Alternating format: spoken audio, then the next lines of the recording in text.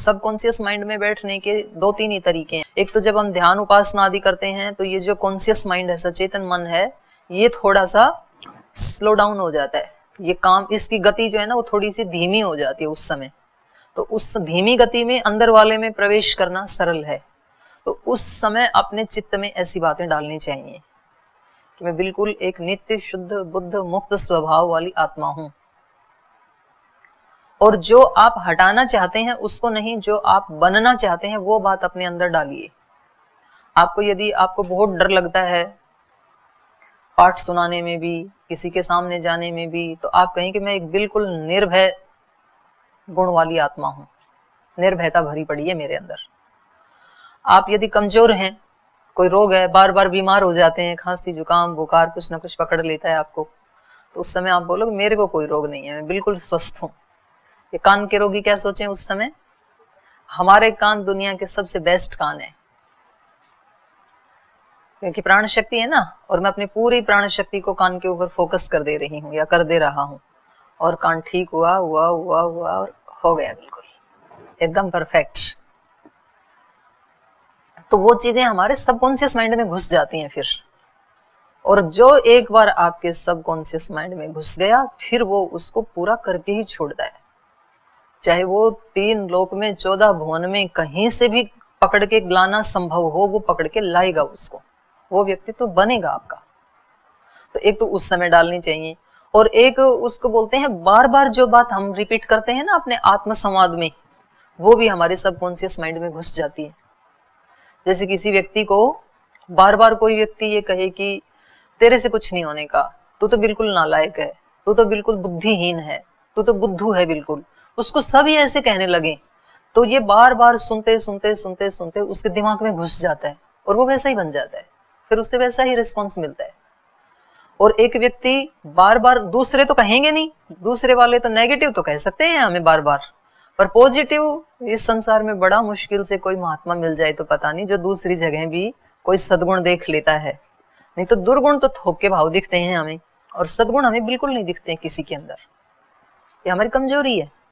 तो कोई बाहर वाला व्यक्ति तो हमें सद्गुण हमारे बताएगा नहीं, तो फिर हम खुद को खुद ही बताएं। हम बार बार अपने आप को स्वयं ही मोटिवेट रखें, और हम अपने आप को ऊंचे ऊंचे शब्द हमेशा सुनाते रहें। तो फिर वो शब्द बार बार बार बार बार बार जो सुनाए जाते हैं ना, वो फिर अवचेतन मन में घुस जाते हैं कि मैं ऐसा हूं, और फिर अवचेतन मन उसको पूरा करने के लिए जुट जाता है। जो भी आपने घुसाया उसको अच्छा बुरा देखने की समझ नहीं है अवचेतन को, सबकॉन्शियस माइंड को नहीं पता ये क्या अच्छा है और क्या बुरा है, उसको तो ये है कि जो आपने उसमें डाल दिया वो उसको पूरा करेगा। और हमारे से भूल ये ही होती है, जैसे मान लो हम किसी धनवान व्यक्ति को देखते हैं और हम हैं गरीब, और हमारी अभिप्सा क्या है, धनवान बनने की, मेरे पास भी धन होना चाहिए। लेकिन जब जब भी हम अपने गली में मोहल्ले में रहने वाले उस धनवान व्यक्ति को देखते हैं, तो उसको देखते ही हमारे मन में एक घृणा और एक द्वेष का भाव आ जाता है। देखो इसने लूट लूट के भरा हुआ है, और ये इसके पास जो धन है ये बिल्कुल बेकार चीज है, वे बिल्कुल बेकार आदमी है। तो आप बार बार अपने मन को रोजाना वो कई कई बार सुनाते हैं उसको याद करके आत्म संवाद में, तो आपके सबकॉन्शियस माइंड में मैसेज क्या जा रहा है कि धन पास में होना घृणित होना है। इसका मतलब ये व्यक्ति धन को नहीं चाहता है, क्योंकि ये धनवान व्यक्ति से घृणा कर रहा है, और धनवान व्यक्ति से घृणा क्या कर रहा है, इनडायरेक्ट रूप से तो उसके धन से घृणा कर रहा है। तो आपने अपने अवचेतन मन में ये बार बार ये मैसेज डाल दिया कि धन अच्छी चीज नहीं है, तो अब आपका सबकॉन्शियस माइंड जुट जाएगा कि कहीं इसके पास कहीं से कोई धेला पाई आ ना जाए, वो उसको पूरा करेगा आपकी भावना को, क्योंकि भावना आपने डाली है कि धन अच्छी चीज नहीं है। तो सबकॉन्शियस माइंड वो सारे प्रयास करेगा जिससे धन आपके पास कभी ना आए। इसलिए वो जीवन भर जो है ना वो ब्लेम ही करता रहता है, धन उसके पास कभी नहीं आता है। कोई गुणवान व्यक्ति, कोई विद्वान व्यक्ति, कोई ज्ञानी व्यक्ति अगर किसी दूसरे उससे घृणा करता है तो उसके पास वो चीज कभी नहीं आएगी, क्योंकि अनजाने में ही सही, लेकिन आप अपने सबकॉन्शियस माइंड को वही मैसेज दे रहे हैं कि ये अच्छा नहीं है, और वो उसको मान लेता है। आप जो कहें उसको वो मानता है, और ये इतना पावरफुल है जो हमारा बाहर का कॉन्शियस माइंड है, ये तो 10% शक्ति है इसमें। हमारे अस्तित्व व्यक्तित्व की 90% शक्ति तो उसके पास है, अवचेतन मन के पास है।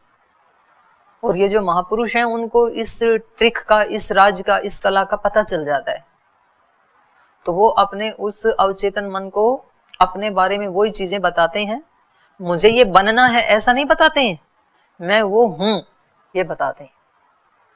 तो उसको बार बार ये कहा जाता है कि मैं वो हूं, बस वो उसको पूरा करने में लग जाता है फिर। तो वो आपको टिकने नहीं देगा, वो आपसे वो सब करवाएगा जो आपने उसके अंदर शब्द डाल दिया ना। एक बार आपने उसको ये डाल दिया कि मैं एक योगी हूं, तो अब योगी बनने के सारे काम वो आपसे करवाएगा, वो आपको सोने नहीं देगा।